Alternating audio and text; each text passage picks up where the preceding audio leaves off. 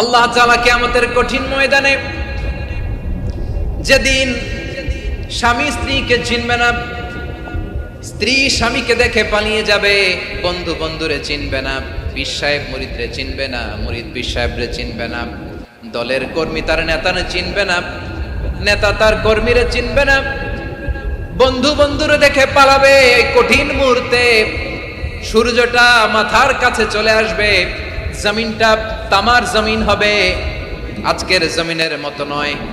মানুষ ঘর্মাক্ত, ক্লান্ত, শ্রান্ত মাথার মগজগুলো কানের ছিদ্র আর নাকের ছিদ্র দিয়ে বেয়ে বেয়ে পড়বে। বিশ্বনবী ফরমান, ময়দানে 7 শ্রেণীর ব্যক্তিকে রব্বুল আলামিন তার আরশের নিচে ছায়া দিবেন। তার মধ্যে প্রথম শ্রেণীর ব্যক্তি হলো ইমামুন আদিল। ইমামুন আদিল, ন্যায়পরায়ণ শাসক, যে ইনসাফের সাথে বিচার করে, যে জাস্টিস সমাজে সার্ভ করে, যে সুশাসন নিশ্চিত করে, ওই ইমামুন আদিল। আদিল শব্দটা বুঝছেন না? ইন্নাল্লাহা ইয়া'মুরু বিল আদল, পাইছেন? আদিল। 7 শ্রেণীর ব্যক্তিকে আল্লাহ তাআলা সুশীতল আরশের নিচে ছায়া দিবেন, যেদিন তার দেয়া ছায়া ছাড়া কোনো ছায়া থাকবে না। এর প্রথম হচ্ছে ইমামুন আদিল, ন্যায়পরায়ণ শাসক। চিল্লায় বলেন সুবহানাল্লাহ। আবার বিশ্বনবী বললেন, ইন্নাল মুকসিতিনা ইনদাল্লাহি আলা মানাবিরা মিন নূর আন ইয়ামিনির রহমান। কিয়ামতের দিন যারা ন্যায়পরায়ণ হিসেবে আল্লাহর সামনে দাঁড়াবে, কিয়ামতের দিন রব্বুল আলামিন তার আরশের ডান দিকে ওই ন্যায়পরায়ণ লোকদের জন্য আরশের ডান দিকে একটা নূরের মিম্বারে তাদেরকে বসার সুযোগ করে দিবে। আল্লাহর আরশের ডান দিকে ন্যায়পরায়ণ লোকদের জন্য আল্লাহ তাআলা নূরের মিম্বার বানাবে। চারটেখানে কথা মনে করেছেন? আল আদাল, জাস্টিস। ইন্নাল্লাহা ইয়া'মুরু বিল আদল। আল্লাহ তাআলা এই আদালতের নির্দেশনা দেন, সুবিচার, সুশাসন। প্রিয় ভাইয়েরা, এটা আমরা বাংলাদেশে চাই কি চাই না? এই যে অরাজকতা, এই যে অন্যায়, এই যে জুলুম, এই যে ইনকনসিস্টেন্সি, সমাজের অসঙ্গতির প্রধান কারণ জাস্টিস নাই, সুবিচার নাই, সুশাসন নাই। শেষবারের মতো আওয়াজ করে বলেন তো, আমরা বাংলাদেশে আদল চাই কি চাই না? তাহলে প্রথম নির্দেশনা শেষ, আল্লাহ তাআলা তোমাদেরকে আদলের আদেশ দেন। এরপরে আল্লাহ বললেন, আমি তোমাদেরকে ইহসানের আদেশ দেই। ইন্নাল্লাহা ইয়া'মুরু বিল আদলি ওয়াল ইহসান। আমি তোমাদেরকে যেমনি আদলের নির্দেশনা দেই, তেমনি ভাবে তোমাদেরকে ইহসানের নির্দেশনা দেই। ইহসান, আওয়াজ করে সবাই বলেন তো ইহসান। সবাই বলেননি, সবাই বললে এতটুকু আওয়াজ হবে আমি বিশ্বাস করি না। আওয়াজ করে বলুন আল ইহসান। ইহসান মানে কারো প্রতি সফট হার্টেড হওয়া, মহানুভব হওয়া, অনুগ্রহ পরায়ণ হওয়া, অনুগ্রহশীল হওয়া, একে অপরের প্রতি দয়াদ্র হওয়া। একে অপরের প্রতি দয়াদ্র, অনুগ্রহশীল হওয়া ছাড়া মানবিক সমাজ কশিনকালেও গঠন করা সম্ভব না। প্রিয় ভাইয়েরা, সুন্দর আচরণ দিয়ে, ইহসান দিয়ে যা জয় করা যায়, নরম আচরণ দিয়ে যেটা অর্জন করা যায়, কঠোরতা দিয়ে সেটা পারা যায় না। বিষ্ণু ঈসা ইসলাম ইহসান দিয়ে, কোমল আচরণ দিয়ে, তার অনুগ্রহ দিয়ে তিনি অনেক কাফিরের হৃদয়কে জয় করে ফেলেছেন। সাইয়েদনা সুমামা ইবনে উসাল রাদিয়াল্লাহু তাআলা আনহুর কথা মনে পড়ে যায়। তিনি ছিলেন ইয়ামামার বাদশা। মদিনাতে বিশ্বনবীকে হত্যা করার নিয়তে এসেছিলেন, গোপনে গোপনে বিশ্বনবীকে হত্যা করে আবার ইয়ামামাতে তিনি ফিরে যাবেন। কিন্তু কি অবাক করা কাণ্ড, হত্যা করতে পারে নাই, সাহাবাদের হাতে তিনি ধরা পড়ে গেলেন।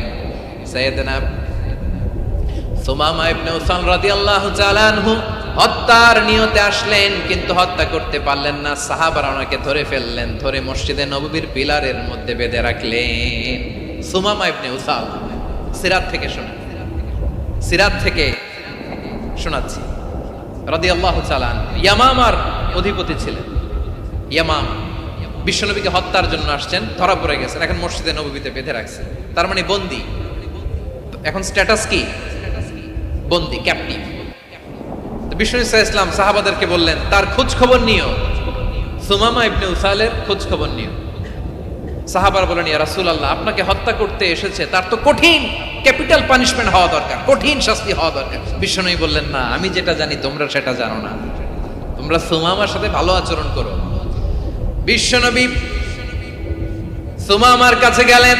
প্রথম দিন যে তিনি কালেমার দাওয়াত দিলেন, ইমানের দাওয়াত দিলেন, ইসলামের দাওয়াত দিলেন, রিসালাতের দাওয়াত দিলেন, আখিরাতের দাওয়াত দিলেন।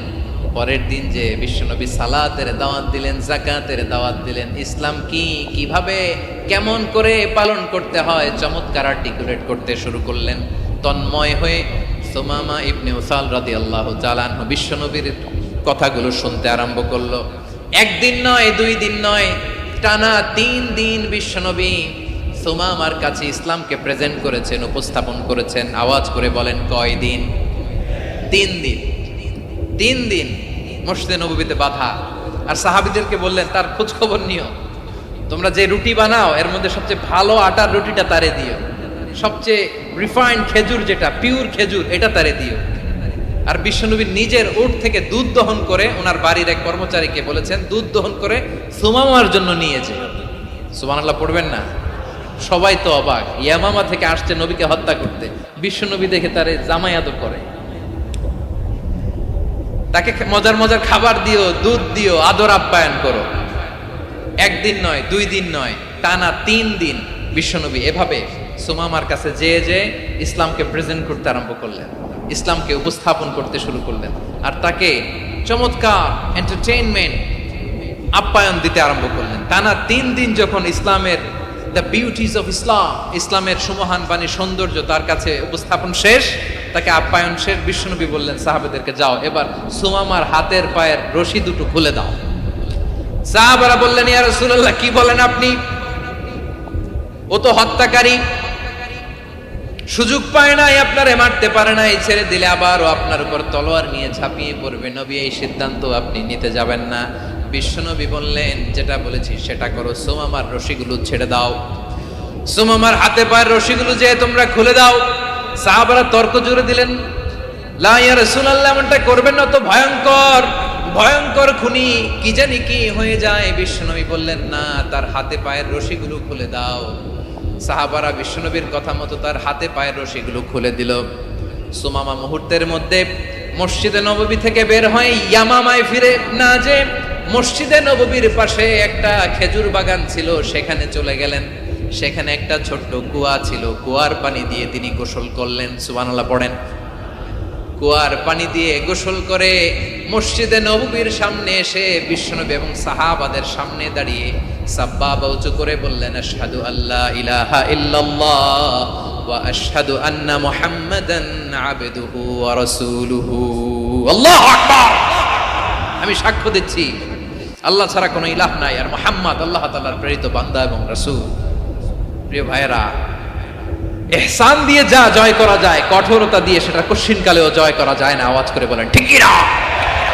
এবার সুমামা দাঁড়িয়ে বলে, ওগো নবী, আমি তো কালিমা পড়ে মুসলমান হয়ে গেলাম, এবার শোনেন, এই মুহূর্তের আগে আপনার চেহারার চাইতে নিকৃষ্ট কোনো চেহারা আমার কাছে ছিল না, কিন্তু শাহাদা পাঠ করার পরে আপনার চেহারার চাইতে উত্তম শ্রেষ্ঠ কোনো চেহারা আমার কাছে আর নাই।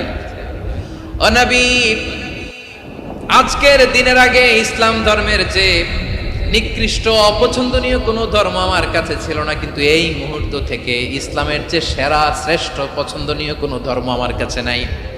নবী গো, আজকের দিনের আগে মদিনার চাইতে অপছন্দনীয় নিকৃষ্ট কোনো শহর আমার কাছে ছিল না, কিন্তু এই মুহূর্তের পর থেকে মদিনার চাইতে কোনো শ্রেষ্ঠ শহর আমার জানা নাই। সে ছিল গমের বড় ডিলার, গম বেচত। কি বেচত? তার গম কিনে মক্কার লোকেরা রুটি খাইতো। সে ঘোষণা দিল, আজকে থেকে মক্কাবাসীদের জন্য সব গম আমি হারাম করে দিলাম, মক্কাবাসী এখন না খেয়ে মরে। সুবহানাল্লাহ পড়বেন না?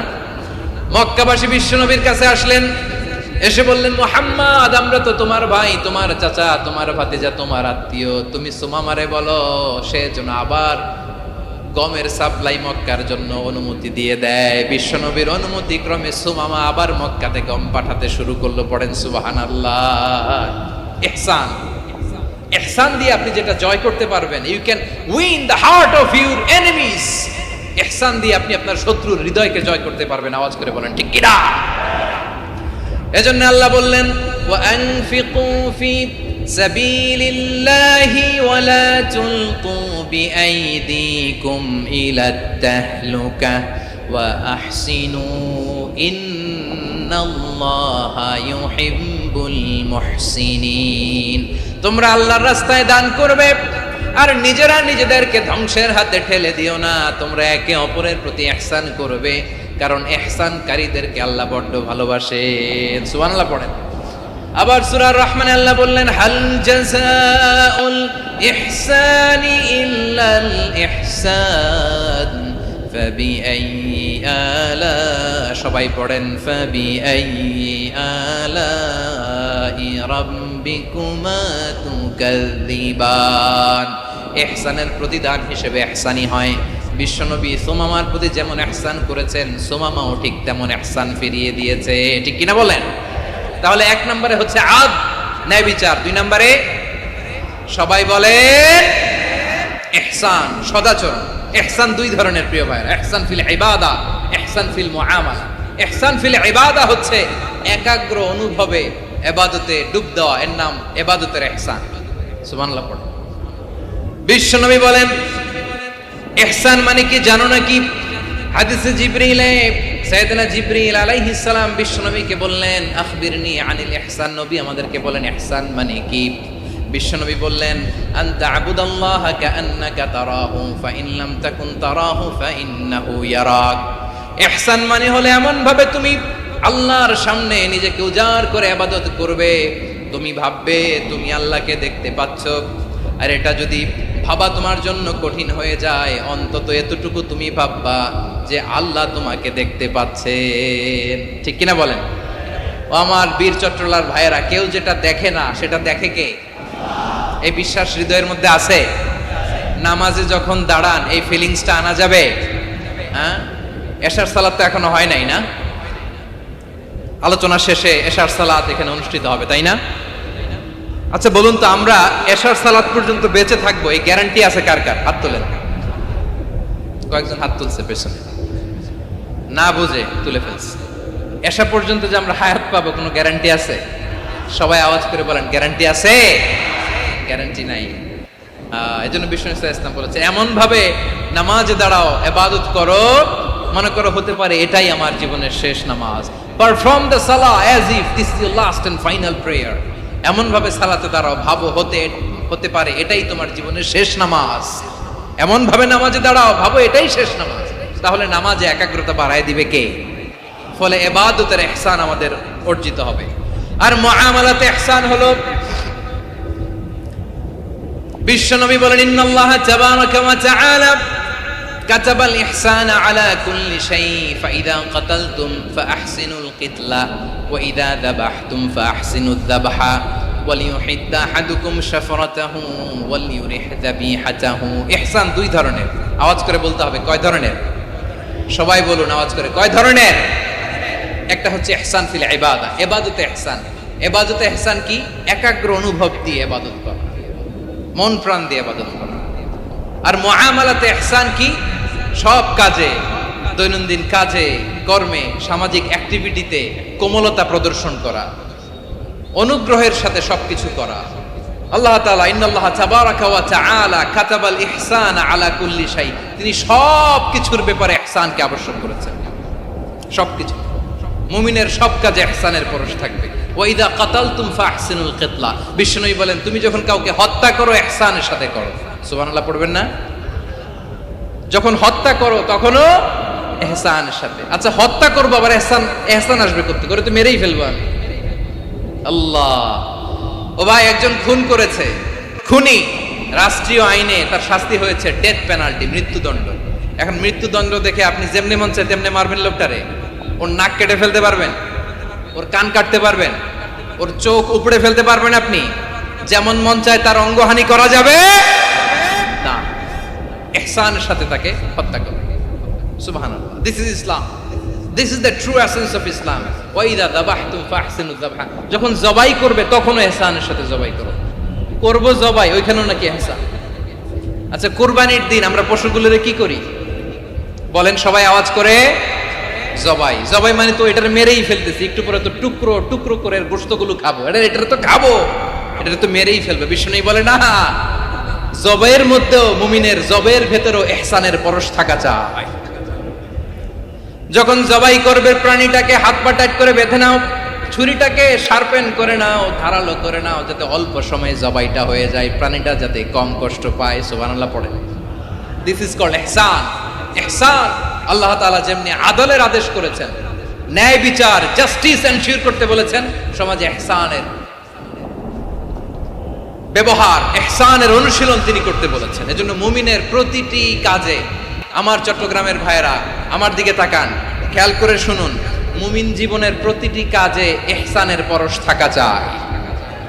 আমরা যেন আমাদের পরিবারের প্রতি ইহসান করি, আমরা যেন আমাদের কর্মচারীদের প্রতি ইহসান করি, আমরা যেন আমাদের কলিগদের প্রতি ইহসান করি, আমরা যেন আমাদের ভাইদের প্রতি ইহসান করি। মুমিন জীবনের প্রতি কাজে ইহসানের পরশ থাকার দরকার আছে না নাই? কথা বুঝতে পেরেছেন? তাহলে আল্লাহ তাআলার তিনটা আদেশ ছিল, কয়টা গেল? ভুলে গেছে, ভুলে গেছে চট্টগ্রাম। তিনটা আদেশের মধ্যে কয়টা বললাম? প্রথমে কি ছিল? আদল। তিন নম্বরে রব্বুল আলামিন বললেন ওয়া ইতাইদিল কুরবা, নিকটাত্মীয়দেরকে দান করো, নিকটাত্মীয়দেরকে দাও, যারা তোমাদের ব্লাড কানেকশনের আত্মীয় তাদেরকে তোমরা দাও।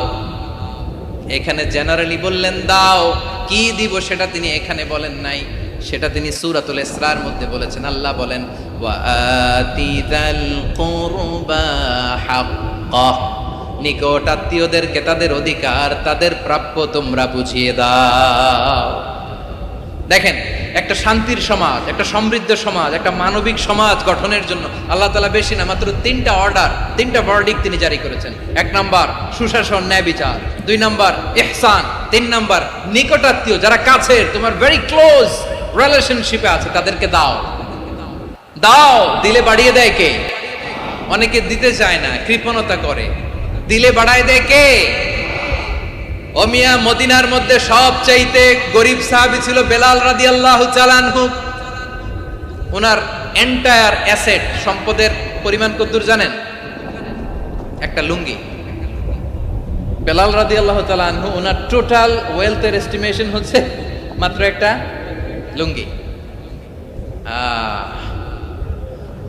একটা লুঙ্গি, টোটাল ওয়েলথ এস্টিমেশন, টোটাল সম্পদের পরিমাণ বেলাল রাদিয়াল্লাহু তাআলা আনহুর কি ছিল? কথা বোঝে নাই বোধহয়। কি ছিল? ওই বেলাল রাদিয়াল্লাহু তাআলা আনহুকে বিষ্ণু ইসলাম বলেছেন আনফিক ইয়া বেলাল, ও বেলাল তুমিও দাও। ওয়ালা তাখশা মিন যিল আরশি ইখলালা, আরশের অধিপতির তো কোনো ঘাটতি নাই, তুমি দিলে ওই আল্লাহ তোমারে বাড়ায়া দিবে। এজন্য আমার প্রিয় ভাইয়েরা, দিলে কমে না, দিলে বাড়ে। অনেকে ধরে রাখে, নতুন কিছু নিতে পারে না, হাত দিয়ে যেটা ধরে রেখেছেন এটা দিয়ে দেন, বড় একটা ধরার সুযোগ পাবেন। জোরে বলেন ঠিক কিনা? ধরেন 5 কেজি ওজনের একটা ধরে রাখছেন, এখন 10, এটা না ছাড়লে 10 কেজি ধরতে পারবেন আপনি? আচ্ছা, 10 কেজির জিনিস একটা আছে হাতে, ওইটা যদি ছেড়ে দেন তাহলেই না 15 কেজি ধরতে পারবেন। কথা বলেন ঠিক কিনা? তাহলে দিলে বাড়িয়ে দেয় কে? রব্বুল আলামিন বললেন 3 নাম্বার আদেশ হলো তোমাদের প্রতি সমাজটারে কেমন করে মানবিক সমাজ, সুন্দর সমাজ গড়বা। 3 নাম্বার আদেশ হলো ওয়া আতিদাল কুরবা হাক্কা, নিকটাত্মীয়দেরকে তাদের প্রাপ্য বুঝিয়ে দাও। এই নিকটাত্মীয়দেরকে তাদের অধিকার বুঝিয়ে দেওয়া, প্রাপ্য বুঝিয়ে দেওয়াতে আমাদের গাফলতি আছে না নাই? চট্টগ্রামে নাই? মাশাআল্লাহ আছে, আছে। অনেকে দেখবেন অনেক আল্লাহওয়ালা তাহাজ্জুদ গুজার, সেজদা দিতে দিতে কপালে কালো দাগ ফেলে দিছে, সে তার বোনের হকটা আদায় করে নাই। আছে না নাই? হ্যাঁ, এখানেও আছে। সর্বনাশ। অনেক বড় হাজী সাহেব, বিশাল লম্বা দাড়ি, ছেলেরে সব দিয়ে দিছে, মেয়েরে কিছু দেয় নাই, মেয়ের হক আদায় করে নাই। আছে না নাই? এই হাজী সাহেবেরা, এই আল্লাহওয়ালারা কিয়ামতের ময়দানে আটকে যাবে। আপনি অন্যের অধিকার নষ্ট করেছেন, তাদের রাইটস কে ভায়োলেট করেছেন। এজন্য আল্লাহ তাআলা বলেন, কারো অধিকার যদি কেউ নষ্ট করে, ওই সমাজটা মানবিক সমাজ কঠিনকালেও হতে পারে না। এজন্য 3 নম্বর আল্লাহ বললেন ওয়া ইতাইদিল কুরবা, নিকটাত্মীয়দেরকে দাও।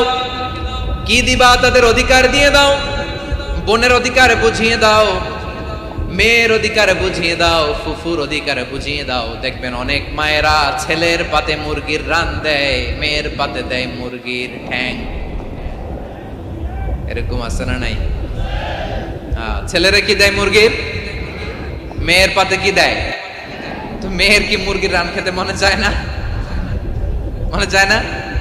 এমনটা করা যাবে না। নিকটাত্মীয়দেরকে অধিকার দিয়ে দাও, নিকটাত্মীয়ের সাথে সুসম্পর্ক রাখো। আদেশটা কার?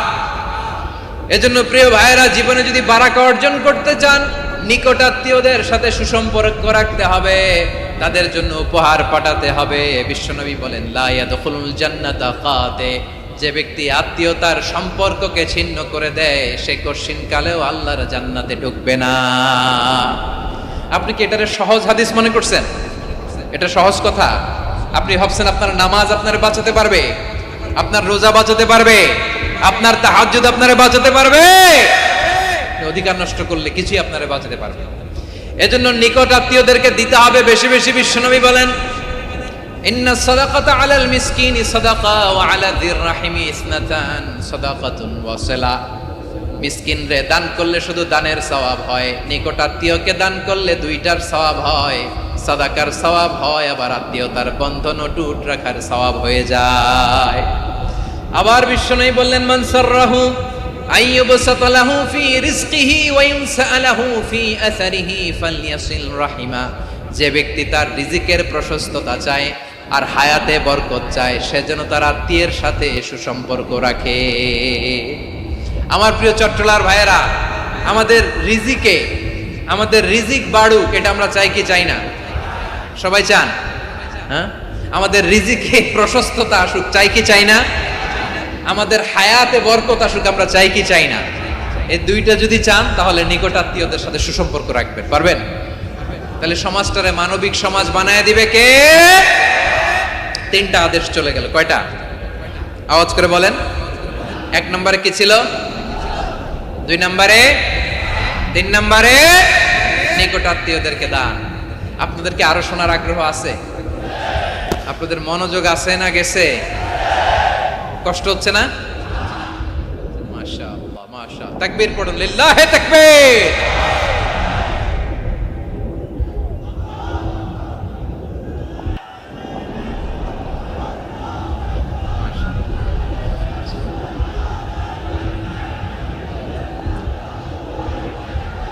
আমার প্রিয় ভাইয়েরা, আল্লাহ তাআলা তিনটা জিনিসের যেমনি আদেশ করেছেন, অনুরূপভাবে তিনটা বিষয় তিনি বারণ করেছেন, নিষেধ করেছেন। ওগুলোর কাছেও যাওয়া যাবে। শুনবেন। রাব্বুল আলামিন বলেন, ওয়ায়ানহা আনিল ফাহশাই ওয়াল মুনকারি ওয়াল বাগি। আমি যেমনি তিনটি বিষয়ে আদেশ করলাম, অনুরূপভাবে তিনটি বিষয়ে বারণ করলাম, নিষেধ করলাম। আমার 1 নাম্বার নিষেধাজ্ঞা হলো অশ্লীলতার প্রতি। ফাহশা, ওয়ায়ানহা আনিল ফাহশা। আল্লাহ তাআলা অশ্লীলতাকে নিষেধ করেছেন। কোন জিনিসকে? সবাই বলুন, কোন জিনিসকে? যত ধরনের, যত টাইপের, যত ক্যাটাগরির অশ্লীলতা হতে পারে, সব অশ্লীলতাকে হারাম করেছেন কে? ফাহশা মানে কি? কথায়, কাজে, আচরণে, কমেন্ট, ফেসবুকের কমেন্টসে যত ধরনের নোংরামো আছে, যত ধরনের অশ্লীলতা আছে, এটাকে আরবিতে বলে ফাহশা। এটাকে কি বলে? রাব্বুল আলামিন বলেন, কুল ইন্নামা হারামা রাব্বিয়াল ফাওয়াহিশা মা যাহারা মিনহা ওয়া মা বাতান। ও নবী, আপনি বলে দেন, আমার রব প্রকাশ্য, অপ্রকাশ্য, স্পষ্ট কিংবা অস্পষ্ট, দৃশ্যমান কিংবা অদৃশ্যমান সব অশ্লীলতাকে হারাম করেছেন। সব ধরনের অশ্লীলতা হারাম, সব ধরনের। আল্লাহ তাআলা আমাদেরকে অশ্লীলতা থেকে বাঁচান, অশ্লীলতা থেকে তিনি আমাদেরকে হেফাজত করুক। পড়েন আমিন। এবার বলেন, আমাদের সমাজে অশ্লীলতা আছে না নাই? চট্টগ্রামে নাই? আমি কই নাই, ওনারা বলে আছে। দেখছেন, আমি সামহাও বাঁচায় দেওয়ার ট্রাই করতেছি, ওনারা বলে আছে। অশ্লীলতা নানা ভাবে, নানা নামে, নানা মোড়কে আমাদের সমাজে আছে না নাই? সংস্কৃতির নামে, ফ্যাশনের নামে, বিনোদনের নামে, উপন্যাসের নামে, কনসার্টের নামে অশ্লীলতা আছে না নাই? আপনি দেখেছেন কনসার্টগুলোর অবস্থা? এই যে আতিফ আসলাম যে আসছে আমাদের দেশে, তারপর কে কে আসছে, আমাদের তরুণ তরুণীরা, আমাদের যুবক যুবতীরা, আমাদের জেনজিরা, কি অবস্থা ওইখানে? হ্যাঁ, কি অবস্থা? কে বাঁচাবে ওদের? কে রক্ষা করবে ওদের ইমানের, ওদের চরিত্রের হেফাজতের গ্যারান্টি কে দিবে? কনসার্টের নামে অশ্লীলতা আছে না নাই? ছেলে মেয়ে একে অপরকে জড়ায় ধরতেছে, একে অপরকে চুমো খাচ্ছে প্রকাশ্যে, দিবালোকে, গণমানুষের সামনে। আল্লাহ তাআলা এই অশ্লীলতা থেকে আমাদেরকে বেঁচে থাকতে বলেছেন, বেঁচে থাকতে বলেছেন। রূপালী জগতের নামে অশ্লীলতা আছে না নাই? এই টার্মটা আপনারা জানেন না? রূপালী জগৎ কি জগৎ? আসলে কি রূপালী জগৎ না অন্ধকার জগৎ?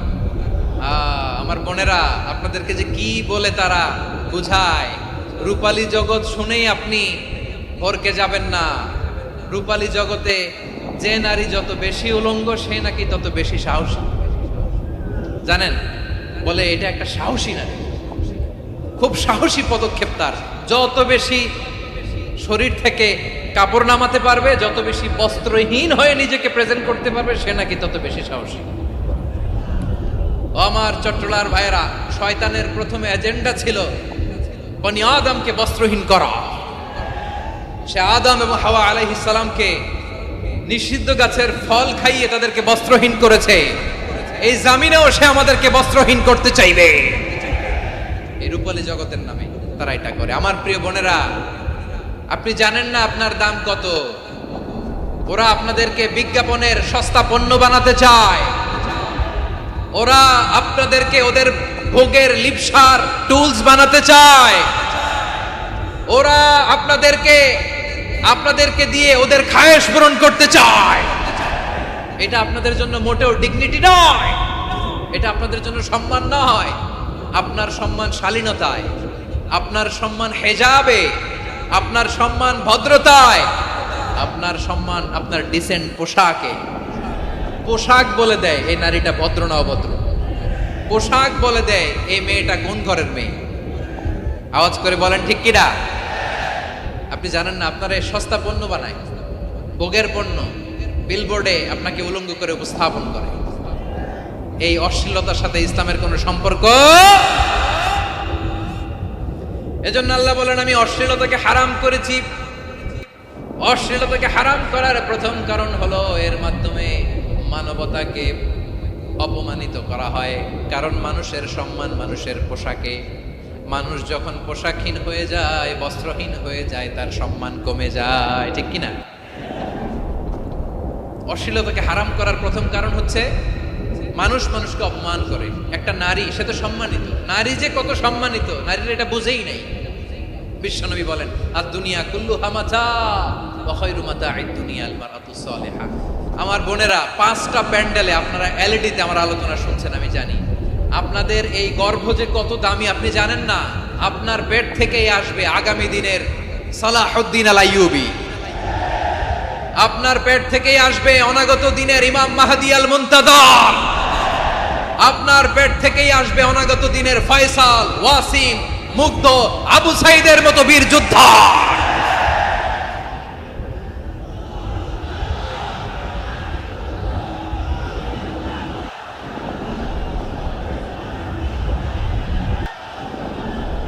আমার প্রিয় বোনেরা, আমার প্রিয় বোনেরা, বিশ্বনবীর কথার ওজন খেয়াল করেন। আর দুনিয়া কুল্লুহা মাতা ওয়া Khairu মাতা'আদ দুনিয়াল মারআতুস Saliha.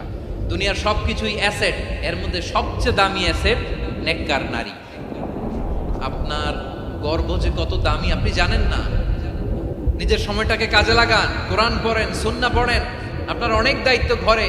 You are the MD of your family. একটা family it's a very big institution. পরিবার একটা অনেক বড় প্রতিষ্ঠান। and you are the MD of your institution. আপনি এই পরিবারের MD, managing director of your family. এখানে আপনার কত দায়িত্ব। আপনি ছেলে মেয়েদেরকে তারবিয়া করবেন। আপনি আপনার স্বামীর জন্য ঘরটার জান্নাতের নীর বানাবেন। আপনার জন্য জান্নাতের ডুপ্লেক্স বাড়ি ওইখানে তৈরি করে রাখবে কে? আপনি যে কত দামি আপনি জানেন না। নারীদেরকে আল্লাহ বানিয়েছেন উচ্চতর করে, নিম্নতর নয়। নারীদেরকে ছোট্ট জিনিস দিলে এটারে বড় করে দেয়। নারীদেরকে ভ্রূণ দিলে, শুক্রাণু দিলে নারী এটারে বাচ্চা হিসেবে উপহার দেয়, ঠিক কিনা? বিয়ের মাধ্যমে স্বামী যখন তার শুক্রাণু তার স্ত্রীকে উপহার দেয়, স্ত্রী রিটার্নে কি উপহার দেয়? ফুল ফর্ম বেবি, মানব সন্তান। দেখছেন, আপনি দিলেন একটু, উনি দিছে বিশাল। আপনি যদি নারীকে বাজার এনে দেন, নারী এটাকে সুস্বাদু খাবারে রূপান্তর করে দেয়। আপনি তাকে একটা মুচকি হাসি দিয়ে দেন, সে তার কলিজা দিয়ে দেয়। কিন্তু যদি আপনি তার মনে কষ্ট দেন, সে আপনার জীবনকে জাহান্নাম বানায়া দেয়। খবর আছে, নারীর মন বুঝতে পারলে নেয়ামত, বুঝতে না পারলে কিয়ামত, ঠিক কিনা বলে? কত দামি আপনি জানেন না, জানেন না আপনি কত দামি, অনেক দামি আপনি। আপনাদেরকে যেন ভোগের সস্তা পণ্য বানাতে না পারে, আপনাদেরকে সচেতন থাকতে হবে, সজাগ থাকতে হবে, কনসার্ন থাকতে হবে। শয়তানের ওই হাতছানির দিকে আর নজর দেওয়া যাবে না। তাহলে কেন আল্লাহ তাআলা এই ফাহশা অশ্লীলতাকে হারাম করলেন? এক নাম্বার, এতে হিউম্যান ডিগনিটি কমে। দুই নাম্বার, এতে মানুষের অধিকার নষ্ট হয়। আপনি বিয়ে করেছেন, এরে পরকিয়া করেন, ওর সাথে এরকম আছে না নাই? স্ত্রীর অধিকার নষ্ট করেছেন। আপনি বিবাহ সম্পর্কে আবদ্ধ হয়েছেন, তার সাথে আপনি পরকিয়া করেন ওই ছেলের সাথে, আপনি আপনার হাজবেন্ডের সাথে বিট্রে করেছেন। এজন্য আল্লাহ অশ্লীলতাকে হারাম করেছেন। অশ্লীলতাকে হারাম করার আরেকটা কারণ হচ্ছে আল্লাহ তাআলা এই হিউম্যান জেনারেশনকে এটাকে প্রিজার্ভ করতে চায়। হিফজুন নাসল, এটা মাকাসিদুশ শরিয়ার অনেক গুরুত্বপূর্ণ একটা মাকাসিদ, অনেক গুরুত্বপূর্ণ। আপনার নাসল, আপনার জেনারেশনকে সংরক্ষণ করা। এই যে আসতেছে ফেব্রুয়ারি, কত ফেব্রুয়ারি জানো? এটা কি বিশ্ব ভালোবাসা দিবস?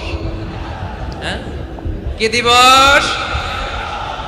এই বিশ্ব ভালোবাসা দিবসের সাথে মুসলমানদের কোনো সম্পর্ক নাই। আমার প্রিয় ভাইরা, এই যে আপনি অবৈধ সম্পর্কে জড়ালেন, কেন আল্লাহ অশ্লীলতাকে হারাম করেছে? দেখেন, বলতেছিলাম যে এটা আপনার নাসল, আপনার জেনারেশন, আপনার লিনিয়েজ, আপনার বংশকে প্রিজার্ভ করা। কে কার বাবা, কে কার মা, বাবা মা জানা, প্রজন্মকে প্রিজার্ভ করা, এটা ইসলাম ওয়াজিব করে দিয়েছে। এই যে অবৈধ সম্পর্কের কারণে, বিশ্ব বেহায়া দিবসের কারণে, এগুলোর আউটকাম, আউটপুট হিসেবে মাঝে মাঝে ঢাকা মেডিকেলের ডাস্টবিনে নবজাতকের বাচ্চার কান্নার আওয়াজ শুনতে পাওয়া যায়। চট্টগ্রাম মেডিকেলের ডাস্টবিনে নবজাতকের কান্না শুনতে পাওয়া যায়। বীর চট্টলার মুসলমানেরা বুঝতে পারলে আওয়াজ করে বলেন, এই যে চট্টগ্রাম মেডিকেলে যে নবজাতকটা পাওয়া গেল, ওর বাবাকে আমাকে বলেন, ওর বাবাকে, ওর মাকে, ও কোন ফ্যামিলির সন্তান কেউ জানে? আপনি হিউম্যান ডিগনিটিকে অপমান করেছেন না? আপনি তার ভবিষ্যৎকে অন্ধকার করেছেন না? আপনি তার লিনিয়েজকে প্রশ্নবিদ্ধ করে দিয়েছেন না? এই জন্য আল্লাহ তাআলা অশ্লীলতাকে আমাদের জন্য হারাম করে দিয়েছেন। পড়েন সুবহানাল্লাহ। এই জন্য রাব্বুল আলামিন বলেন, কুল ইন্নামা হারামা রাব্বিয়াল ফাওয়াহিশা মা যাহারা মিনহা ওয়া মা বাতান। প্রকাশ্য অপ্রকাশ্য সব অশ্লীলতাকে হারাম ঘোষণা করে দিয়েছে কে? আবার দুনিয়ার বুকে যারা অশ্লীলতার প্রসার করে তাদের জন্য শাস্তি মজুদ রেখেছে কে? রব্বুল আলামিন বলেন, ইন্নাল্লাযীনা ইউহিব্বুনা আন তাশিআল ফাহিশাতু ফিল্লাযীনা আমানু লাহুম আযাবুন আলীমুন ফিদ দুনিয়া ওয়াল আখিরাতি ওয়াল্লাহু ইয়া'লামু ওয়া আনতুম লা তা'লামুন। নিশ্চয়ই যারা বিশ্বাসীদের মাঝে অশ্লীলতার প্রচার প্রসার করতে চায় তাদের জন্য আমি মর্মন্তুদ শাস্তি প্রস্তুত করে রেখেছি, দুনিয়াতেও রেখেছি, আখিরাতেও রেখেছি। ঘোষণাটা কার? যারা এই নাটকের নামে, সিনেমার নামে, রূপালী জগতের নামে, মুভির নামে, ওটিটি প্ল্যাটফর্মের নামে আমার সমাজে অশ্লীলতা ছড়াতে চায়, তাদের জন্য কঠিন মর্মন্তুদ শাস্তি মজুদ রেখে দিয়েছে কে? ও আমার বোনেরা, এখনো আপনি জাগবেন না? এখনো আপনার চিন্তার দুয়ারে এখনো নাড়া পড়ে নাই? ওরা আপনাকে উলঙ্গ বানাতে চায়, ওরা আপনাকে আইটেম গার্ল বানাতে চায়। এজন্য ইসলাম অশ্লীলতাকে হারাম করেছে। হারাম। ইসলাম বলেছে যোজন যোজন দূরে থাকো, ওরা বলে না কাছে আসো, কাছে আসার গল্প, ক্লোজ আপ ওয়ান, কাছে আসার গল্প আছে না নাই? চট্টগ্রামে তো এগুলো নাই মাশাআল্লাহ। হ্যাঁ, এখানেও আছে ক্লোজ আপ ওয়ান, কাছে আসার গল্প। আল্লাহ বলেন ওয়ালা তাকরাবুজ জিনা, কাছেও এসো না, জিনা থেকে যোজন যোজন কিলো দূরে থাকো, ওরা বলে কাছে আসার গল্প। আমার বীর চট্টলার ভাইয়েরা, কাছে আসতে হলে আমরা কোরআনের কাছে আসব, কাছে আসতে হলে নবীর কাছে আসব, কাছে আসার গল্প হবে আমার রবের কাছে আসার গল্প। চিল্লায় বলো ঠিক কিনা?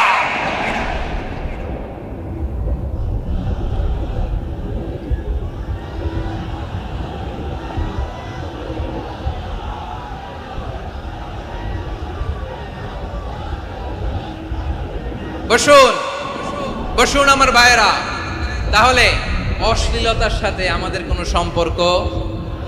সবাই বলতে পারেননি, আওয়াজ করে বলুন, অশ্লীলতার সাথে আমাদের কোনো সম্পর্ক? আমরা এই সমস্ত ক্লোজ আপ ওয়ান, কাছে আসার গল্পের প্রোগ্রামে যাব? আমরা কোন ধরনের অশ্লীল কন্টেন্ট সোশ্যাল মিডিয়ায়, টিভিতে দেখব? কি যুগ যে আমরা কাটাচ্ছি আপনি কল্পনা করতে পারবেন না। পর্ন ইন্ডাস্ট্রি, নারী পুরুষের বস্ত্রহীন যুগল দৃশ্য, এটাকে দিয়ে ওরা কোটি ডলারের ইন্ডাস্ট্রি বানিয়েছে। পুরো মানব ইতিহাসে এরকম জঘন্য সময় মানব ইতিহাস পার করে নাই। পর্ন এটা ইন্ডাস্ট্রি হয়ে গেছে। আমাদের এই যুবকগুলো, জেনজিগুলো, ওদের চরিত্র বাঁচাবে কি করে? কেমন করে হেফাজত করবে ওদের এই মূল্যবান চরিত্র? আমার প্রিয় ভাইয়েরা, এই অশ্লীলতার দ্য লেটেস্ট ভার্সন হচ্ছে LGBTQ, শরীফ থেকে শরীফা। শুনছেন আপনারা? দেখতে পুরুষ, আসলেই পুরুষ, সুস্থ একজন পুরুষ, 4 সন্তানের বাবা, বলে আমি মনে মনে নারী। দেখতে নারী, সুস্থ নারী, আসলেই সে দিব্যি একজন নারী, বলে আমি মনে মনে পুরুষ। সবচেয়ে ভয়ঙ্কর অশ্লীলতার সবচাইতে লেটেস্ট ভার্সন হচ্ছে এই ট্রান্সজেন্ডারিজম। সুস্থ পুরুষ তার বায়োলজিক্যাল গ্রোথকে হরমোন দিয়ে স্টপ করে দিয়ে সে সার্জারি করে নারী হতে চায়, সুস্থ নারী পুরুষ হতে চায়। পুরুষ পুরুষের প্রতি সেক্সুয়ালি আকর্ষণ বোধ করে, এটা লূত আলাইহিস সালামের কওমের মধ্যে ছিল। এটাকেও আল্লাহ কোরআনে ফাহিশা বলেছেন। ওয়ালুতান ইয ক্বালা লিকাওমিহি আতাতুনাল ফাহিশাতা মা সাবাকাকুম বিহা মিন আহাদিম মিনাল আলামিন। লূত আলাইহিস সালাম বললেন, তোমরা কি এমন এক অশ্লীল কার্যক্রমে ডুব দিলে নাকি যেটা গোটা বিশ্বের কেউ কখনো করে নাই, তোমরাই প্রথম করেছো? পড়েন নাউযুবিল্লাহ। এই পশ্চিমের এই রোগ আমার দেশে যেন আসতে না পারে, আমাদের সজাগ থাকতে হবে। প্রিয় ভাইরা, চিল্লায় বলেন ঠিক কিনা? পশ্চিমের অবস্থা ভয়ঙ্কর। পাশ্চাত্যে, আমি যুক্তরাষ্ট্রে ছিলাম অনেকদিন, কয়েক মাস, বিভিন্ন স্টেটে ঘুরেছি। গার্ডিয়ানরা উদ্বিগ্ন, ছেলে মেয়েদেরকে, ছোট্ট ছেলে মেয়ে, ওদেরকে জিজ্ঞেস করে, তুমি how do you feel right now inside yourself? তুমি ভিতরে ভিতরে কেমন ফিল করো? তোমার কি ছেলে ছেলে লাগে না মেয়ে মেয়ে লাগে? আচ্ছা বলেন, এই ছোট্ট বাচ্চাটা ওকে এগুলো জেন্ডার অ্যাসাইনমেন্ট বলতে এগুলো কিছু বুঝে? এইভাবে মিসগাইড করা হচ্ছে। কৌতূহল বশত ছোট্ট ছেলে যদি বলে আমার তো মেয়ে মেয়ে লাগে, তখন বলে যে না তুমি মেয়ে, ছেলে না। মা বাবা বাধা দিলে ওকে আলাদা গভর্নমেন্ট হাউসে নিয়ে যাবে। ভয়ঙ্করতম অবস্থা। আমরা একটা সময়ে শুনতাম যে হুজুর আমার ছেলেটা খুব ভালো, হাফেজে কোরআন, আল্লাহওয়ালা। হুজুর আমার ছেলে দাড়ি রাখছে, আল্লাহওয়ালা। হুজুর আমার ছেলে 5 ওয়াক্ত সালাত জামাতের সাথে পড়ে, তার মানে আল্লাহওয়ালা। পশ্চিমে যে আমি কি শুনছি জানেন? ওরা বলে হুজুর আমার ছেলেটা ইউনিভার্সিটির একটা মেয়ের সাথে প্রেম করে, ও খুব আল্লাহওয়ালা, হুজুর দোয়া করবেন। এর কারণ ওদের কাছে আল্লাহওয়ালার ক্রাইটেরিয়া হচ্ছে হুজুর আমার ছেলেটা আরেক ছেলের পছন্দ করে নাই, আমার মেয়েটা আরেক মেয়েকে ভালোবাসে নাই, এজন্য আমার ছেলেটা আল্লাহওয়ালা, হুজুর ওর জন্য একটু দোয়া করে দিয়ে। কি চ্যালেঞ্জ ওরা ফেস করতেছে। ওনার ছেলে যে আরেক ছেলেরে বিয়ে করবে না, এটাতেই উনি খুশি যে আলহামদুলিল্লাহ আমার ছেলেটা একটা মেয়েরে ভালোবাসে, আমার মেয়েটা একটা ছেলেরে ভালোবাসে, মানে এটা খুব আল্লাহওয়ালা। নাউজুবিল্লাহ পড়তে পারলেন না? এজন্য অশ্লীলতার সাথে আমাদের কোনো সম্পর্ক। রব্বুল আলামিন বলেন ওয়ায়ানহা আনিল ফাহশাই ওয়াল মুনকারি ওয়াল বাগি তিনটা জিনিসকে আমি নিষিদ্ধ করলাম। এক নাম্বার হলো ফাহশা, অশ্লীলতা। দুই নাম্বারে হলো মুনকারের সমস্ত মন্দ কাজ। আপনাদের মনোযোগ আছে না? শেষ করে দিব? আর 2-1 মিনিট শুনবেন? আচ্ছা বলি তাহলে, আর 2-1 মিনিট। তাহলে নিষেধাজ্ঞা জারি করেছেন তিনটা জিনিসের উপর। এক নাম্বার কি? ফাহশা, অশ্লীলতা। দুই নাম্বার মুনকার। মুনকার মানে হচ্ছে যত মন্দ কাজ, খারাপ কাজ, বাজে কাজ, এটার বলে মুনকার। এটার কি বলে? আপনারা পড়ছেন না, তা'মুরুনা বিল মা'রুফি ওয়া তানহাউনা আনিল মুনকার। ভালো কাজের আদেশ, সৎ কাজের আদেশ, অসৎ কাজের নিষেধ। মুনকার, মুনকার হচ্ছে মানুষের স্বাভাবিক বিবেক বোধ যেটাকে খারাপ বলে, ওইটাই মুনকার। পৃথিবীর সব আসমানি গ্রন্থ যেটাকে খারাপ বলেছে, মানুষের স্বাভাবিক বিবেক বোধ যেটাকে খারাপ বলেছে, কিন্তু সব মুনকার। যেমন ইফটিজিং, এটা কি ভালো না খারাপ? মজুদদারি, খাদ্যে ভেজাল দেওয়া, ওজনে কম দেওয়া, মাছে ফরমালিন মিশানো, চাঁদাবাজি, টেন্ডারবাজি, দখলবাজি, এগুলো আমাদের স্বাভাবিক বিবেকেই বলে এগুলো খারাপ, এগুলো হচ্ছে মুনকার। আল্লাহ তাআলা এই মুনকার থেকে আমাদেরকে বেঁচে থাকতে বলেন, আর শয়তান এই মুনকারের প্রতি আমাদেরকে উদ্বুদ্ধ করে। আল্লাহ তাআলা বললেন, ইয়া আইয়ুহাল্লাযীনা আমানু লা তাত্তাবিউ খুতুওয়াতিশ শাইতান ফাইন ওয়া মান ইয়াত্তাবি' খুতুওয়াতিশ শাইতানি ফাইন্নাহু ইয়া'মুরু বিল ফাহশাই ওয়াল মুনকার। আল্লাহ বললেন, আমার গোলামেরা শোনো শোনো, ও আমার বিশ্বাসী বান্দারা খবরদার, তোমরা কশিনকালেও শয়তানের পদাঙ্ক অনুসরণ করবে না, কারণ শয়তান তোমাদেরকে অশ্লীলতা এবং মন্দ কাজের দিকে উদ্বুদ্ধ করে। আমাদের কাজ হচ্ছে শয়তান আমাদেরকে যেদিকে নিতে চায় আমরা তার উল্টা দিকে যাব, ঠিক কিনা বলে? শয়তান এই মন্দ কাজকে আমাদের কাছে বিউটিফাই করে, চাকচিক্যময় করে আমাদের সামনে উপস্থাপন করে। এজন্য আল্লাহ বলেন, মুনকারকে থামাতে হবে, মুনকার প্রতিরোধ করতে হবে।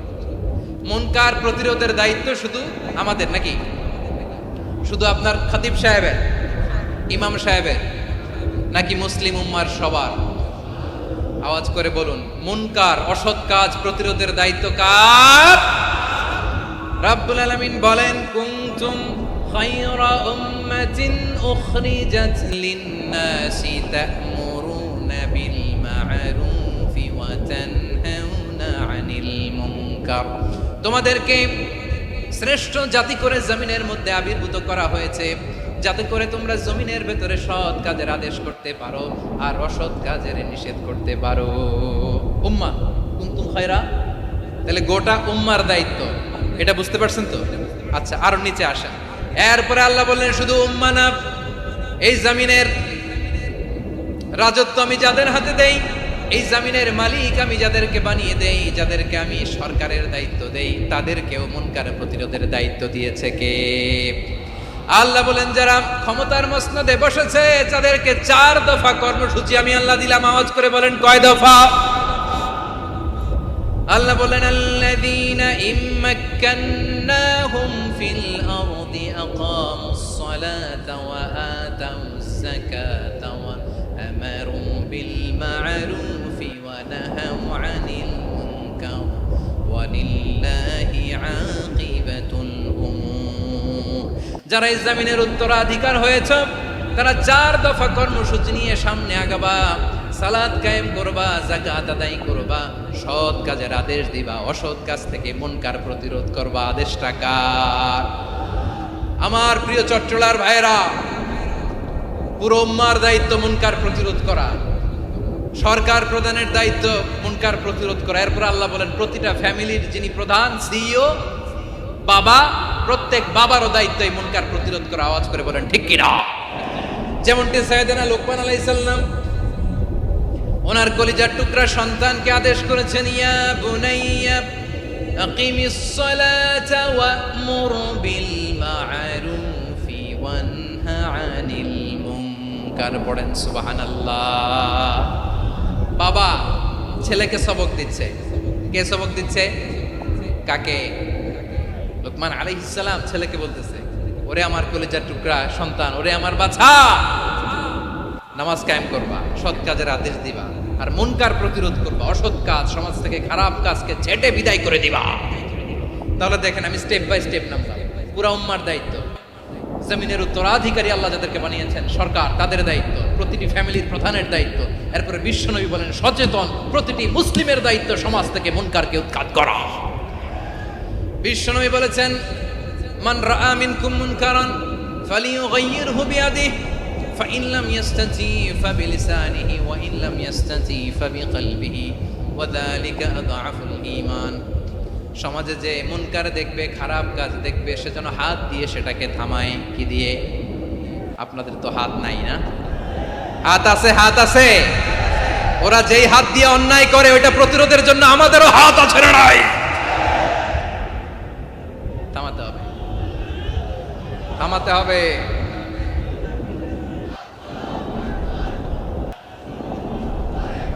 বসুন আমার প্রিয় ভাইয়েরা, ওরা ওদের যে হাত দিয়ে টেন্ডারবাজি করে, চাঁদাবাজি করে, ইফটিজিং করে, দখলবাজি করে, যে হাত দিয়ে, ওই মুনকার থামায় দেওয়ার জন্য আল্লাহর দেয়া আমাদেরও দুটি হাত আছে না নাই? আমাদেরও হাত আছে, থামাইতে হবে, থামাইতে হবে, হিম্মত করতে হবে। আমার প্রিয় ভাইয়েরা, না থামালে আমরাই ডুববো শেষমেশ। আমাদের বাঁচার জন্য হলেও থামাইতে হবে। রব্বুল আলামিন বলেন ওয়াত্তাকু ফিতনাতাল লা তুসিবান্নাল্লাযীনা যালামু মিনকুম খাসসা। ও আমার গোলামেরা, ওই আযাবকে ভয় করো যে আযাব যখন আমি জমিনের বুকে পাঠাই শুধু জালেমদেরকেই মারি না, আলেমদেরকেও মারি। আযাব যখন আসে তখন শুধু জালিমই মরে না, আলেমও মরে। জানেন মুসা আলাইহিস সালামের পায়ে একবার একটা লাল পোকা কামড় দিয়েছে, লাল পিঁপড়া। লাল পিঁপড়া কামড় দিলে খুব আরাম লাগে না? কি লাগে? হ্যাঁ, জলে না? লাল একটা পিঁপড়া কামড় দিছে, তো উনি রেগে মেগে পাশি দেখে লাল পিঁপড়ার বাসা, পা দিয়ে ডলে মুছে সবগুলো পিঁপড়া মেরে ফেলছে। এই ঘটনাটা আল্লাহ ঘটিয়েছেন। এজন্য মুসা আলাইহিস সালাম ছিলেন কালিমুল্লাহ, সরাসরি আল্লাহর সাথে কথা বলতেন। তিনি আল্লাহকে জিজ্ঞেস করেছিলেন, আল্লাহ তুমি যখন কোনো জনপদে আযাব পাঠাও, শাস্তি দাও, ওখানকার শুধু জালেমরাই তো মরে না, ভালো মানুষগুলাও মরে, তো আযাব দিবা মুশরিকদের উপর দিবা, অবাধ্যদের উপর দিবা, ভালো মানুষগুলারে মারো কেন? আল্লাহ বললেন, মুসা তোমার যে কামড় দিছিল পায়ের মধ্যে পিঁপড়া, কয়টা পিঁপড়া? জোরে বলেন। একটা পিঁপড়া, তো সবগুলারে মারলা কেন? রেগে মেগে পুরো পিঁপড়ার বাসা ভেঙে মেসাকার করলা কেন? এই মুসা, আমি যখন অ্যাকশনে যাই, আমি যখন শাস্তি দেই, তখন এত বাস বিচার করা হয় না, বাস বিচার করা যায় না। যখন অ্যাকশনে যাওয়া হয় ওইটা ডাইরেক্ট অ্যাকশন হয়ে যায়। চিল্লায় বলো ঠিক কি না? এজন্য আমাদের বাঁচার জন্য হলেও এই পাপ থামাতে হবে, এই শয়তানের অট্টহাসি থামাতে হবে, অন্যায় অপরাধ সমাজ থেকে আমাদের থামাতে হবে। কারণ আযাব আসলে ওরাও মরবে, আমরাও মরব। একটা জাহাজ 2 তলা, আপনি আছেন 2য় তলায়, শুনতেছেন? শুনতেছেন? জাহাজ কয় তলা? আপনি কোন তলায়? 2য় তলায়। নিচের তলার কিছু লোক জাহাজের তলা ছিদ্র করতে আরম্ভ করছে। কি ছিদ্র করতেছে? আচ্ছা, জাহাজের তলা ছিদ্র করলে তলা দিয়ে কি ঢুকে? এখন আপনি যদি বলেন আমার কি, আমি তো 2 তলায়, আমার কি, আমি তো সেফ, আমি তো সেফ জোন, আমি তো ভালো আছি, আমি তো ভালো আছি, ওরা ছিদ্র করে ওরা মরবে। আসলে কি শুধু ওরা মরবে, নাকি তলা ফুটো হলে ভিতরে পানি ঢুকলে আপনারও শরীর সমাধি হবে?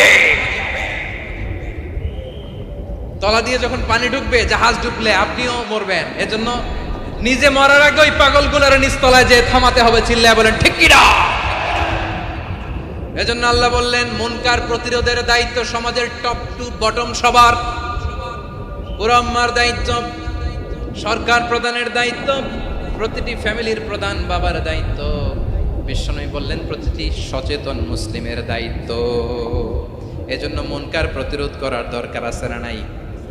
সমাজে এই যে ইফটিজিং হয়, আপনার বোনের বয়সী একটা মেয়েকে কিছু বকাটে টিটকারি করে, এই বলে সেই বলে, নোংরা কথা বলে, রাস্তায় দেখেও আপনি পাশ দিয়ে না দেখার মতো চলে যান কেন? আপনি দাঁড়ান না কেন? আপনি দাঁড়ালেই তো থেমে যাবে, কারণ সত্যের যে শক্তি তার সামনে মিথ্যা মুখ থুবড়ে পড়ে।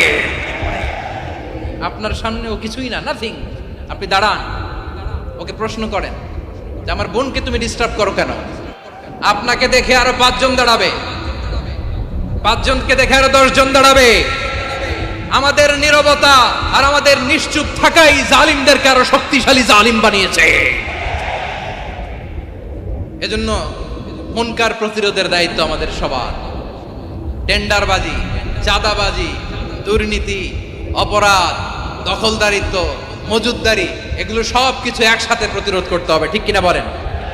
একটা মানবিক সমাজ যদি চাই, প্রতিরোধ করতে হবে। প্রিয় ভাইয়েরা, আল্লাহর শপথ নিয়ে বলি, এই নাসিহাতগুলো সবার জন্য, সব দলের জন্য, সব মতের মানুষের জন্য। আমরা কোনো দলের প্রতি মানুষকে ডাকি না, আমরা ডাকি ইসলামের দিকে। সব দলের, সব মতের, সব মানুষদেরকে আমরা আহ্বান জানাই, আসুন আমরা একটা সুন্দর সমাজ বিনির্মাণ করি। এই যে নতুন বাংলাদেশের এক সুযোগ এসেছে, আর জীবনে হয়তো আসবে না, সামনের 100 বছর এই সময় আসবে না। আসুন দেশটাকে আমরা সাজাই, আসুন আমরা দুর্নীতি বন্ধ করি, আসুন আমরা চাঁদাবাজি বন্ধ করি, আসুন আমরা দখলদারিত্ব বন্ধ করি, আসুন আমরা এক দল আরেক দলকে নিশ্চিহ্ন করার যে রাজনীতি, এটা বন্ধ করি। সব দলের প্রতি আমার আহ্বান। আমি কিছুদিন আগে একটা নিউজ দেখলাম, ওই যে লন্ডনে বসে জনাব তারেক রহমান সাহেবকে আমি ধন্যবাদ দিতে চাই। উনি সংবাদ শোনা মাত্রই ওনার দলের অনেক চাঁদাবাজকে উনি বহিষ্কার করেছেন। I do appreciate. প্রতিটি দলের এরকম ইনিশিয়েটিভ নেওয়ার দরকার আছে না নাই? যে কোনো দলে এই প্র্যাকটিসটা থাকার দরকার আছে না নাই? চাঁদাবাজদের সাথে আপনারা নিজেদেরকে মুক্ত ঘোষণা করবেন যে এরা আমার দলের কর্মী হতে পারে না। আমরা চাঁদাবাজ মুক্ত বাংলাদেশ চাই, জুলুম মুক্ত বাংলাদেশ চাই, ফ্যাসিজম মুক্ত বাংলাদেশ চাই, গুণ খুন খারাপি মুক্ত বাংলাদেশ চাই। আমরা নতুন ভোরের বাংলাদেশ চাই।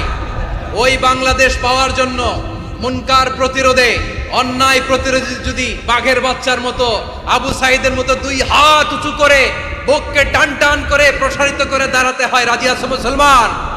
কারা কারা রাজি? আল্লাহকে হাত দেখিয়ে প্রতিজ্ঞা করো।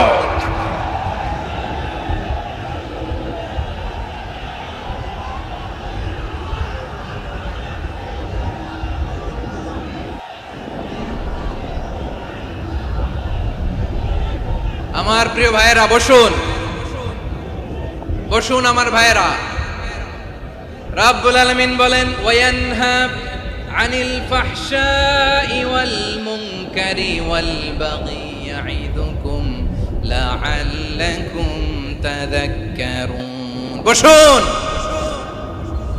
আল্লাহ বললেন, আমি অশ্লীলতাকে নিষেধ করি, আমি সব ধরনের মন্দ কাজকে নিষিদ্ধ করি, সব শেষে আমি সীমা লঙ্ঘনকে তোমাদের জন্য নিষিদ্ধ করি। আলোচনা মনে আছে তো? না ভুলে গেছেন? নিষিদ্ধ করেছেন কয়টা জিনিস? 1 নম্বরে অশ্লীলতা, 2 নম্বরে মুনকার তথা সব মন্দ কাজ, 3 নম্বরে আল বাগি, সীমা লঙ্ঘন, ক্রসিং দ্য লিমিট। সীমা লঙ্ঘন করা ভালো না। We all should know our limits. চিল্লায় বলেন ঠিক কিনা? একই আয়াতে আল্লাহ বললেন, কুল ইন্নামা হাররামা রাব্বিয়াল ফাওয়াহিশা মা যাহারা মিনহা ওয়া মা বাতানা ওয়াল ইসমা ওয়াল বাগিয়া বিগাইরিল হক। অন্যায় ভাবে যে অবাধ্য হয়, যে সীমা লঙ্ঘন করে, তাদেরকেও আমি এটা হারাম করে দিলাম। সীমা লঙ্ঘন করা হারাম, সীমা লঙ্ঘন করা হারাম। আল্লাহ বারবার বারবার আমাদেরকে ওয়ার্নিং দেয়। যখন আমরা থামি না, তখন আল্লাহ ধরে, আর যখন ধরে তখন ছাড়ে না। ধরে ধরে ধরে না, ধরলে আল্লাহ। ফেরাউনকে কিন্তু হুট করে ধরে নাই, আপনারা জানেন 9 বার ওয়ার্নিং দিয়েছে। ফেরাউনকে আল্লাহ তাআলা ওয়ার্নিং দিয়েছিল কয়বার? বীর চট্টলার বীর সেনানীরা আওয়াজ করে বলেন, ফেরাউনকে ধরার আগে ওয়ার্নিং দেয়া হয়েছিল কয়টা? রাব্বুল আলামিন বলেন, ওয়ালাকাদ আতাইনা মূসা 9 আয়াতিন বাইয়িনাত। 9টা মুজিজা দেখিয়েছি। 1 2 3 বারবার এইভাবে রিমাইন্ডার, ওইভাবে রিমাইন্ডার, এইভাবে নসিহত, ওইভাবে দাওয়া। ফাকুলা লাহু কাওলান লাইকিনা, নরম করে বলো, সফট করে বলো, যত ওয়ে হতে পারে দাওয়া মেথডোলজি। মূসা আলাইহিস সালামের সব অ্যাপ্লাই শেষ। 10ম বারে যে আল্লাহ ধরছে, 10ম বারে যে ধরেছে। এজন্য আল্লাহ বলেন, আমি সীমা লঙ্ঘনকে পছন্দ করি না।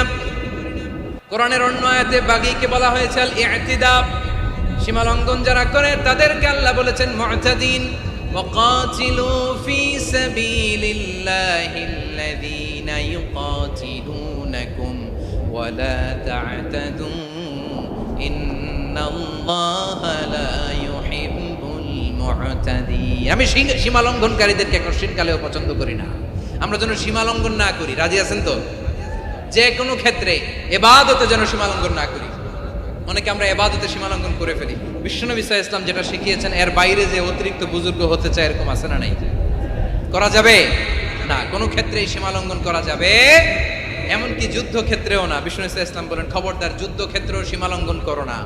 কি সুন্দর ইসলাম আমরা পেয়েছি। বিশ্বনবী বলেন খবরদার যুদ্ধের ময়দানে কোনো নারীর গায়ে হাত তোলো না, কোনো শিশুর গায়ে হাত তোলো না, কোনো গবাদি পশু হত্যা করো না, কোনো শস্য ক্ষেত্র ধ্বংস করো না, ইবাদতরত অন্য ধর্মের কোনো সন্ন্যাসীর গায়ে হাত তোলো না। বলেন সুবহানাল্লাহ।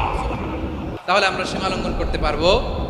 প্রিয় ভাইরা, একটা সুখী সমৃদ্ধ শান্তির সমাজ, মানবিক সমাজ যদি আমরা গঠন করতে চাই, আমাদের আল্লাহর দেয়া কয়টা আদেশ মানতে হবে বলেন দেখি? সবাই বলেন কয়টা? আর বেঁচে থাকতে হবে কয়টা জিনিস থেকে? আওয়াজ করে বলেন কয়টা? আচ্ছা, আদেশ নাম্বার 1 কি ছিল বলেন? আল্লাহর আদেশ কি? 1 নাম্বার আদাল, ন্যায়পরায়ণতা। আমরা সুবিচার, সুশাসন, ন্যায় বিচার চাই কি চাই না? 2 নম্বরে কি ছিল? মাশাআল্লাহ, আওয়াজ করে বলেন 2 নম্বরে কি ছিল? ইহসান। আমরা যেন সবার প্রতি দয়া পরবশ হই, ইহসান করি। 3 নম্বরে কি ছিল? নিকটাত্মীয়দের দান করা, তাদের অধিকার প্রাপ্য বুঝিয়ে দেওয়া। পাশাপাশি 3টা জিনিস থেকে আল্লাহ বারণ করেছেন, নিষেধ করেছেন। তার প্রথমটা ফাহশা, অশ্লীলতা। অশ্লীলতার সাথে আমাদের কোনো সম্পর্ক। আজকের এই ঐতিহাসিক চট্টগ্রামের প্যারেড ময়দান থেকে আমরা যত ধরনের মা তাহারা মিনহা মা বাতান, প্রকাশ্য অপ্রকাশ্য, দৃশ্যমান অদৃশ্যমান, সব অশ্লীলতা থেকে নিজেদেরকে মুক্ত ঘোষণা করলাম। অশ্লীলতাকে আমরা না বলে দিলাম। আওয়াজ করে সবাই বলুন নো। অশ্লীলতার সাথে আমাদের কোনো সম্পর্ক। 2 নম্বর নিষেধাজ্ঞা কি ছিল? আল মুনকার, সমাজের যত মন্দ কাজ এগুলোকে আমরা প্রতিরোধ করব। রাজি আছেন তো সবাই? 3 নম্বরে আল বাগি, সীমালঙ্ঘন। কোন মুসলিম সীমালঙ্ঘন করে না, এমনকি যুদ্ধ ক্ষেত্রেও না। আওয়াজ করে বলেন ঠিক কি না? রাব্বুল আলামিন শেষে বললেন ইয়াইদুকুম লাআল্লাকুম তাযাক্কারুন। আল্লাহ তোমাদেরকে উপদেশ দেন যাতে তোমরা শিক্ষা গ্রহণ করো। আমরা উপদেশ দেব, আমরা জোর করে কাউরে কিছু মানাতে চাই না। লা ইকরাহা ফিদ্দিন ওয়া যাক্কির ফা ইন্না যিকরা তানফাউল মুমিনিন। উপদেশ দিলে এটা মুমিনদের কাজে দেয়। লাস্তা আলাইহিম বিমুসাইতির ইন্নামা আনতা মুযাক্কির। নবী হে, আপনি রিমাইন্ডার দাতা, আপনি উপদেশ দিবেন। আমরাও বিশ্বনবীর এই হাদিসগুলো থেকে, কোরআনের আয়াত থেকে রিমাইন্ডার, এই কথামালা বাণীবাহক হিসেবে এই বাণীগুলো আপনাদের সাথে কাছে পৌঁছে দিলাম। আমরা আল্লাহ তাআলার কাছে প্রার্থনা করি, আল্লাহ আমরা যেন আদল দিয়ে আমাদের সমাজকে গঠন করতে পারি। আল্লাহ আমরা যেন ইহসান করতে পারি, আমরা যেন নিকটাত্মীয়দের দান করতে পারি। আল্লাহ যত ধরনের অশ্লীলতা, অনাচার, মন্দ কাজ, সীমালঙ্ঘন, অবাধ্যতা থেকে যেন আমরা বেঁচে থাকতে পারি। আল্লাহ তাআলা আমাদের সবাইকে কথাগুলো বোঝার ও আমল করার তৌফিক দান করুন। হাযা মা ইনদি ওয়াল ইলমু ইনদাল্লাহ আলাইহি তাওয়াক্কালতু ওয়া ইলাইহি উনীব। প্রিয় ভাইরা, আমি আপনাদের সবার জন্য দোয়া করি, আপনারাও আমার জন্য দোয়া রাখবেন। আমাদের পাশেই আছেন আমাদের সকলের শ্রদ্ধাভাজন, আমাদের মুরব্বী আওলাদে রাসূল আনোয়ার হোসেন তাহের জাবির আল মাদানী হাফিজাহুল্লাহ ওয়া রাআ। সবাই বসুন। উঠবেন না? কেউ উঠবেন না? উঠলেন কেন? উঠলেন কেন? প্যারেড ময়দানের প্রোগ্রাম তো এরকম হইতে পারবে না। বসুন, এটা আল্লামা সাঈদীর স্মৃতি বিজড়িত মাহফিল। বসুন, বসুন, এই মাহফিলের আদব আছে। বসুন, বসুন। সুশৃঙ্খল ভাবে আমরা আখির মোনাজাতে অংশগ্রহণ